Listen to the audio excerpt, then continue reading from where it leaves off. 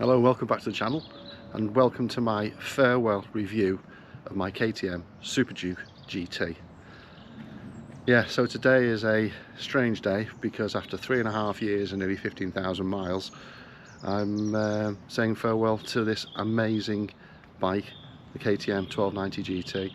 And there's been quite a few reviews out there about first year of ownership, what people do in terms of mods. I've been doing these myself, first impressions, first rides. And for people who are still thinking about buying this bike, I just thought this would be of value and help as you consider this as a bike. As I've driven for 3.5 years, done nearly 15,000 miles, I've raced it, I've toured on it, I've blasted on it, and I've just had a load of fun. And this is by far the best bike I've ever owned. That said, I just want to give a full, objective and transparent, honest review of some of the little niggles I've had with it, and why I think that this is a great bike and it'll be a difficult bike to beat.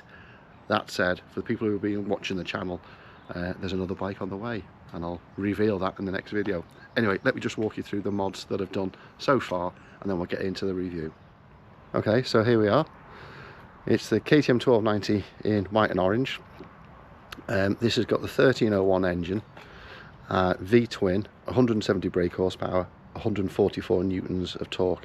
Let me just quickly remind everyone, if you've already seen the videos of this bike over the last 3.5 years, but also for those who haven't, I'll just walk you through the mods.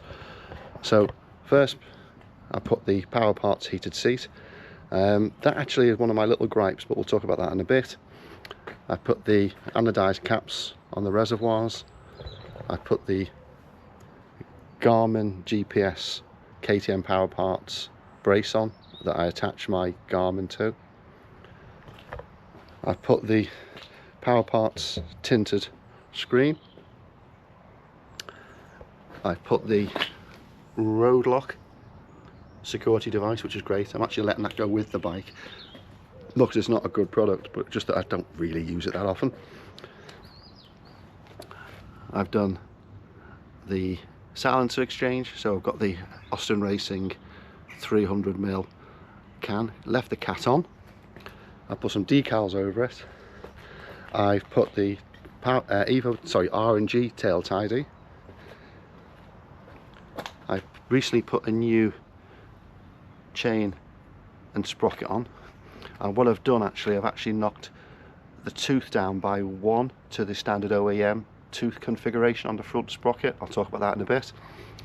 And what else have I done? I've PPF'd the bike throughout for stone protection, and I've done the track pack, which gives everything from the track race modes, the launch control, the different slip on the rear, ABS, etc, etc. So that's it really. I've recently put some new grips on, new hand guards, because I scraped the other ones. So that's it in terms of the mods.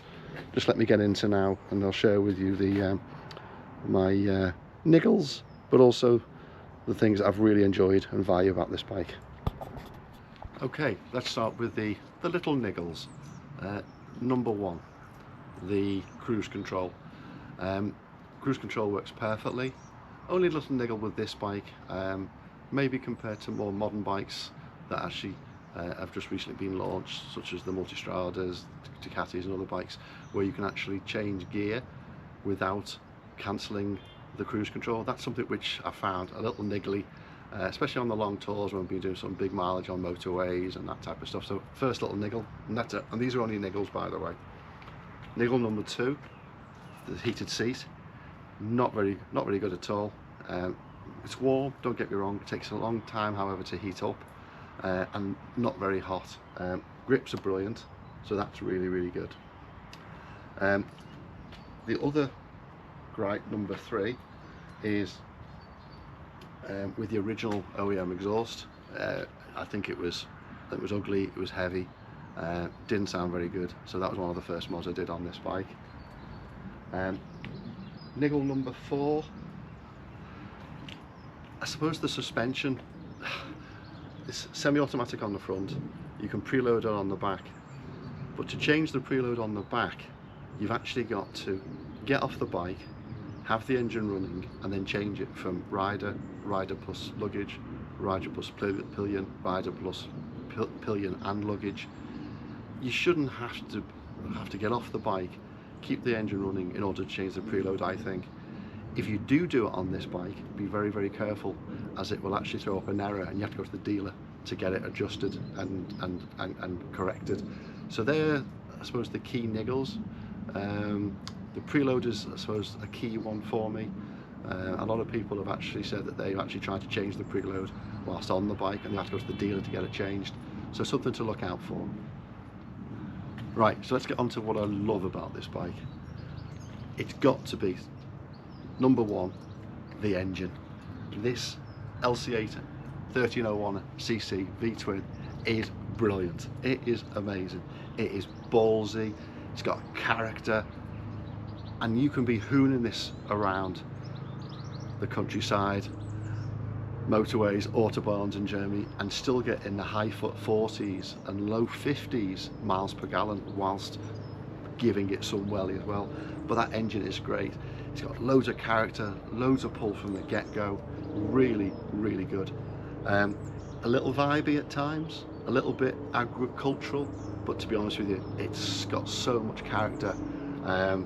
So there's number one selling point. If you like your V-twins, get this, it's amazing. If you're thinking about buying a new one, there was rumours that this is going to get the new 1401 engine.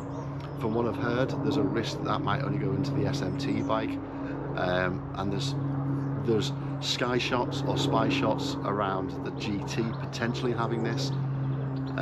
I'd just go for this. I don't think you're going to get much more on the 1401 than you get on this 1301. Number two on my list of likes.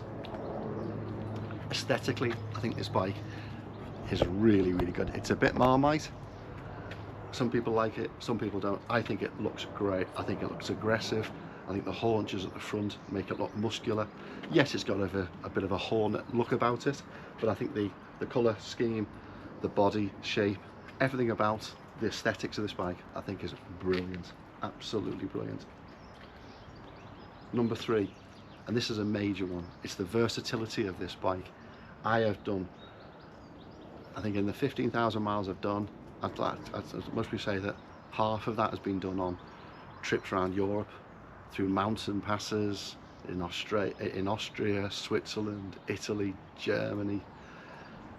I've done NC 500 a couple of times, the Wild Atlantic Way, and then I've just had great days out with the lads, hooning it around Wales, hooning it around Derbyshire, the Peak District, up in Yorkshire. And this is so versatile, it will do everything other than off-roading that you need it to do. If you want to go off-roading, obviously you wouldn't be looking at this anyway, you'd be looking at the Super Adventure or another bike. But the versatility of this is amazing, really, really good. The next thing I like is the pannier setup. You literally just hook on to the back of the bike. They're custom, they just sit in, you have bags inside, really, really good. Aesthetically they're pleasing, they're aerodynamic, really, really good capacity as well, so then another good feature. The display on this is great, nice and clear. Gives you all the information you want, everything from tyre pressures to temperature to economy, speed to temperature. It gives you everything you want, and in the track mode you actually adjust the screen to give you different information such as slip and all that type of stuff. So the screen is great as well on this. The mirrors can be a little bit shaky at I won't say excessive speeds, but at high speeds. Anything, excuse me, anything up to motorway speed, really, really good, nice and clear, plenty of visibility around the elbows, really, really good. They can come a little bit loose on occasion, just watch out for that. I like the screen, it's adjustable up and down. Again, the only sort of, I suppose, niggle with this though is that when you're at sort of motorway speeds, you're going to push it away to lift it up. It can be a bit awkward at times, but screens provides really good protection from the wind. What else do I like? I like the single-sided swing arm. Again, that's more aesthetic. And I just think it's an amazing bike. You've got the storage on the left and right here, where you can put keys, you can put credit cards, you can put cash, you can put batteries, you can put sunglasses, all that type of stuff. That's really, really good. And I suppose after 15,000 miles, I'm still going to regret getting rid of this, but it's just time to move on. It's out of warranty now. I would give it out of 10, a good 9 out of 10. I think the little niggles are all that stands between a 9 and a 10 out of 10. I have got mixed feelings about changing it, but it's more around the fact that it's out of warranty. I've done 15,000 miles on it, and I just fancy getting something different in terms of the style of bike. I might want to do a lot more touring. I might also want to go on some gnarly stuff, you know, whether they're, I'm not saying off-roading, but whether it's bridle paths, gravel roads. So I'm thinking about getting a bike sort of more adventure style, but also with a good engine and good power. And again, I'll share the new bike in the next video that comes out. So yeah, economical, powerful, maintenance free pretty much.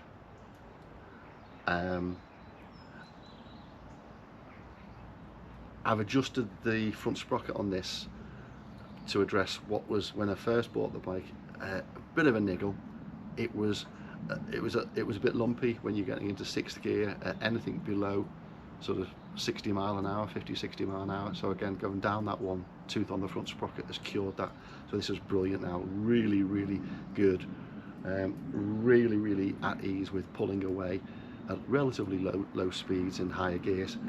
But it's just a brilliant bike, and if you consider one of these, I wouldn't hesitate to recommend it. If you're more of the sporty type rider, but you want something which has got the versatility, it's got the economy, it's got the power, it's got the character, this has to be a serious contender. As I said, I've had it for 3.5 years, no problems. The dealership can be a little bit iffy at times, and that's sort of contributed to my decision to move away from the KTM. But it's not about the bike, it's about the sort of aftercare that I've had. But it's a local issue where I live and the particular dealer that I've been dealing with.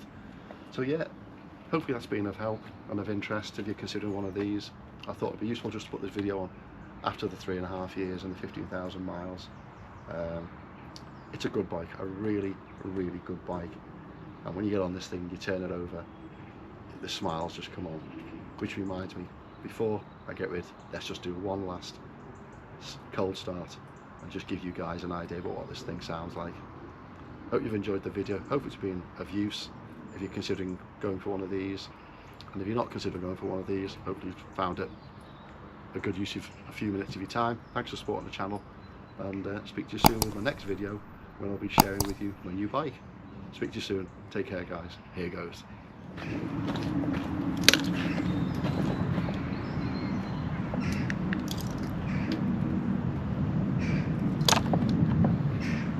Ready to race.